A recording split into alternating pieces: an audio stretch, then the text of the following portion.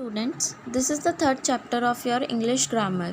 Sentences, simple, compound and complex. Basically, sentences किस type के हैं, किस टाइप के हो सकते हैं, एक सेंटेंस कितने टाइप का हो सकता है, तो वो सिंपल हो सकता है, कंपाउंड हो सकता है या फिर कॉम्प्लेक्स हो सकता है. तो अब हम पढ़ेंगे ये होता क्या है. Examine the following sentences. Example लेते हैं हम किसी चीज़ का, जैसे कि Raman won the first prize in English. Raman ने क्या जीता है इंग्लिश में first prize. The sentence contains any only one subject Raman and one finite verb won. तो अगर इस सेंटेंस में क्या है, एक नाउन है दैट इज़ रमन और एक वर्ब है वॉन, जीता उसने, तो ये वर्ब है. Such a sentence as this which has only one subject and one finite verb is called a simple sentence. Basically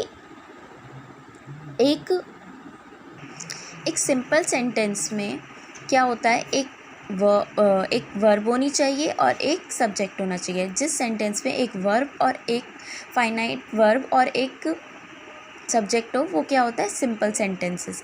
हम पढ़ेंगे कि एग्जाम्पल से आप देखेंगे कि किस तरीके के सिंपल सेंटेंसेस होते हैं. अ simple sentence is one which has only one subject and one finite verb. ये तो मैंने आपको पहले ही बताया है कि एक सिंपल सेंटेंस में एक सब्जेक्ट होता है और एक ही वर्ब होती है. Examples, Radha won the race in the school. तो राधा क्या है, हमारी सब्जेक्ट हो गई, किसके बारे में बात हो रही है, राधा, तो राधा हमारी सब्जेक्ट हो गई. Won the race in the school और वर्ब क्या है इसमें, वॉन. तो इसमें एक ही सब्जेक्ट है और एक ही वर्ब है, तो क्या ये हुआ simple sentence. I learn my lessons yesterday. I क्या है, यहाँ पे किसके बारे में बात हो रही है, आई मतलब मैं, तो ये क्या है हमारा सब्जेक्ट. लर्न मतलब कि वर्ब. अब इसमें हमारा एक ही सब्जेक्ट है आई और एक ही वर्ब है लर्न, तो ये भी हमारा क्या हुआ, सिंपल सेंटेंस. अब हम पढ़ेंगे कि कंपाउंड सेंटेंसेस कौन से होते हैं. एक compound sentence is one that is made up of two or more coordinate clauses. पिछले चैप्टर में हमने पढ़ा था कि क्या होते हैं क्लॉजेस. तो अगर आपको देखना याद नहीं है तो एक बार प्रीवियस वाला चैप्टर रिवाइज कर लें. A compound sentence is one that is made up of two or more coordinate clauses. Basically एक compound sentence क्या होता है, जिसमें हमें दो या दो से ज़्यादा clauses से मिलकर जो बना होता है वो होता है compound sentence. Example, the day was long and the night was dark. तो इसमें क्या है, the day was long, एक ये हो गया हमारा क्लॉज, एक हुआ night was dark. तो दो कोऑर्डिनेट हमारा ये दो कोऑर्डिनेट क्लॉजेज हैं जिससे मिलके हमारा पूरा एक ये सेंटेंस बन रहा है. और एंड क्या है हमारी कंजक्शन. तो ये दो क्लॉजेज को जोड़ रही है और इन तीनों से मिलके क्या बन रहा है हमारा एक कंपाउंड सेंटेंस, क्योंकि इसमें दो सब कोऑर्डिनेट क्लॉजेज हैं. He went to the window and looked out but saw nobody. तो मैंने अभी हमने पढ़ा था कि एक कंपाउंड सेंटेंस में दो या दो से ज़्यादा कोऑर्डिनेट क्लॉज भी हो सकते हैं. तो इसमें क्या है, he went to the window and looked out but saw nobody.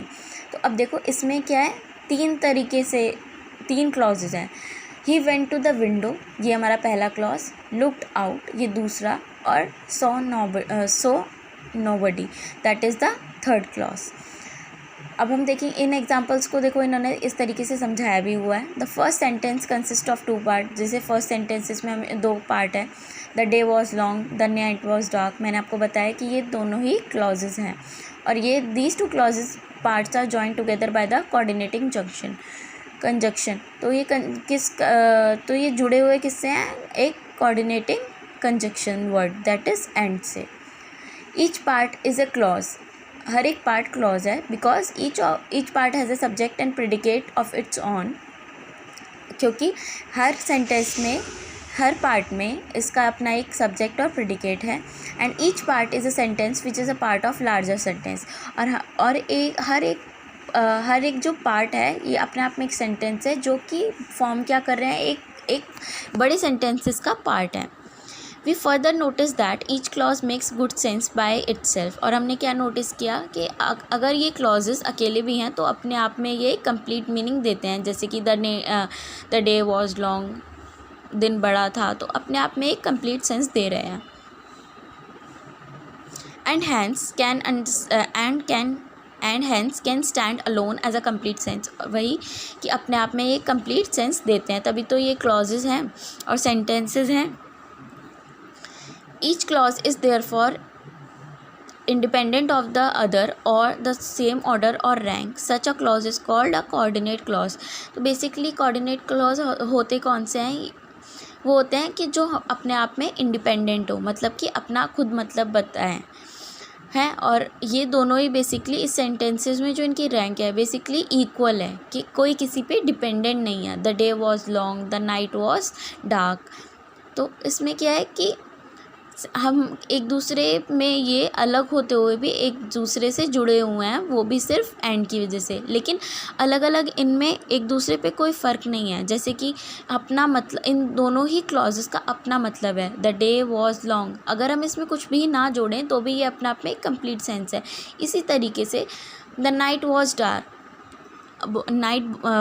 रात बहुत ही अंधेरी है, तो ये इसमें भी अपना एक सेंस है। इस हमें एक ज़रूरी नहीं है कि इन दोनों हम सेंटेंसेस, इन क्लॉजेस को जोड़ा जाए तभी इनका मतलब बनता है। तो यही वो कह रहा है कि इन दोनों की रैंक इक्वल भी हो सकती है। Such a sentence at first which is made up of clauses of equal rank is called a compound sentences। और इसीलिए जो ये clauses होते हैं, subordinate clause होते हैं, ये मिलकर क्या बनाते हैं? compound sentences। Second sentence is also a compound sentences। It is made of 3 clauses of equal rank. Basically जो हमने सेकेंड एग्जाम्पल देखा था इसमें, ये वाला, he went to the window and looked out but saw nobody, ये भी हमारा क्या है? एक कंपाउंड सेंटेंसेस हैं।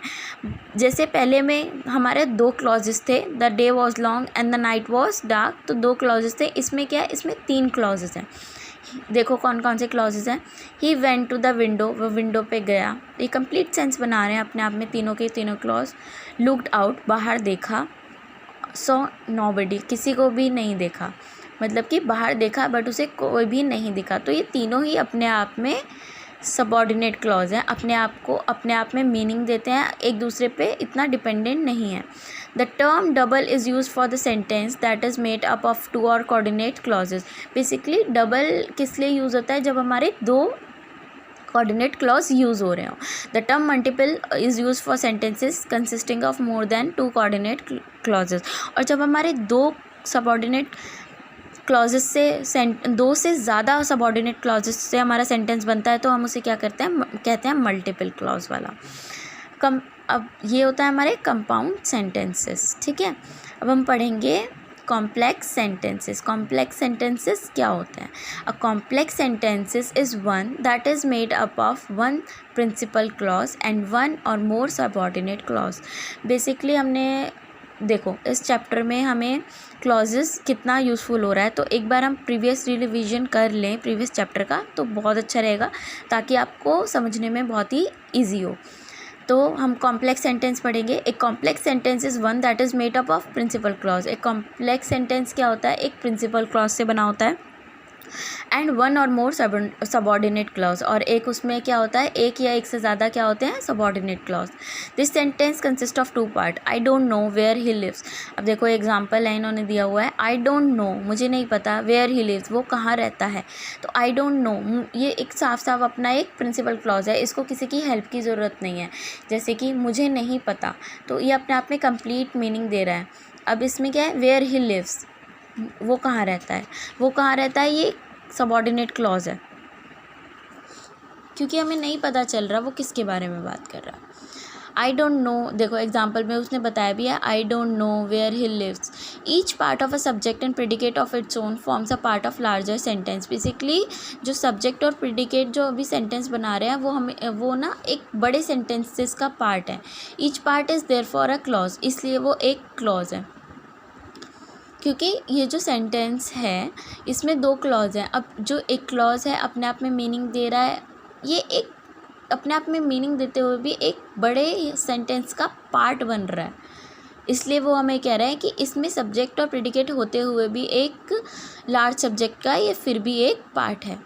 We further notice that this clause I don't know makes good sense by itself. हमने देखा कि ये जो इसमें सेंटेंस में I don't know है, एक क्लॉज है जो कि अपने आप में एक कंप्लीट सेंस दे रहा है, and can therefore stand alone as a complete sense. Such a clause is called the principal or main clause. वो यही बता रहा है कि इसमें आप कैसे पहचान रहे हो कि प्रिंसिपल क्लॉज क्या है. बेसिकली आई डोंट नो, मुझे नहीं पता क्या है, एक क्लॉज है, अपने आप में पूरा मतलब दे रहा है, तो इसलिए ये एक प्रिंसिपल क्लॉज है. But the clause where he lives, लेकिन जो क्लॉज है where he lives does not make good sense by itself and can not stand alone. लेकिन जो ये सेकंड पार्ट है सेंटेंस का, वेयर ही लिव्स, ये अपने आप में कंप्लीट सेंटेंस नहीं है, ना ये कंप्लीट मीनिंग दे रहा है. It depend on its full meaning upon the principal clause I don't know. और ये किस पे डिपेंड है, इस पे अपने प्रिंसिपल क्लॉज पे, जो कि क्या है आई डोंट नो, उस पर पूरी तरीके से डिपेंड है. It is therefore called dependent और सबऑर्डिनेट क्लॉज, इसलिए वह डिपेंडेंट और सबऑर्डिनेट क्लॉज कहा जाता है. जो क्लॉज प्रिंसिपल क्लॉज पे डिपेंडेंट हो उसे सबऑर्डिनेट या डिपेंडेंट क्लॉज कहा जाता है. Such a sentence as this which is made up of one principal clause and one or more subordinate clause is called a complex sentence. Basically वही कि अगर कोई सेंटेंस एक प्रिंसिपल क्लॉज और एक या एक से ज़्यादा किसी सबऑर्डिनेट क्लॉज से बना हो तो वो क्या कहलाएगा, हमारा कॉम्प्लेक्स सेंटेंसेस. बेसिकली समरी क्या है, अगर एक सेंटेंस में एक सब्जेक्ट हो और एक वर्ब हो तो वो क्या कहलाएगा, हमारा सिंपल सेंटेंस. अगर हमारा, और हमने क्या पढ़ा कि अब सिंपल सेंटेंस ये होते हैं. सेकंड क्या है, कॉम्प्लेक्स सेंटेंस. कॉम्प्लेक्स सेंटेंसेस वो होते हैं जो कि क्लॉजेस से बने होते हैं. वो क्लॉजेस इक्वल रैंक के हों या इक्वल मीनिंग दे रहे हों, वो हमारे क्या होते हैं, सबऑर्डिनेट क्लॉजेस होते हैं. कॉम्प्लेक्स सेंटेंसेस क्या होते हैं, कॉम्प्लेक्स सेंटेंसेस बने होते हैं एक प्रिंसिपल क्लॉज से और एक सबऑर्डिनेट क्लॉज से. तो पता है क्या है, इस सब चैप्टर को पढ़ने के लिए आपको प्रीवियस चैप्टर एक बार पढ़ना बहुत ज़रूरी है, ताकि आपको याद आ जाए कि हमने क्या पढ़ा था, क्लॉजेस कितने टाइप के होते हैं या क्लॉजेस का मतलब क्या होता है. तो आप इस चैप्टर को बहुत इजीली समझ पाओगे. तो ये एक अच्छी टिप है कि अगर आप प्रीवियस चैप्टर को रिवाइज करोगे तो इस चैप्टर को भी बहुत इजीली समझ पाओगे. ठीक है, तो हमारे यहाँ चैप्टर ये होता है ख़त्म.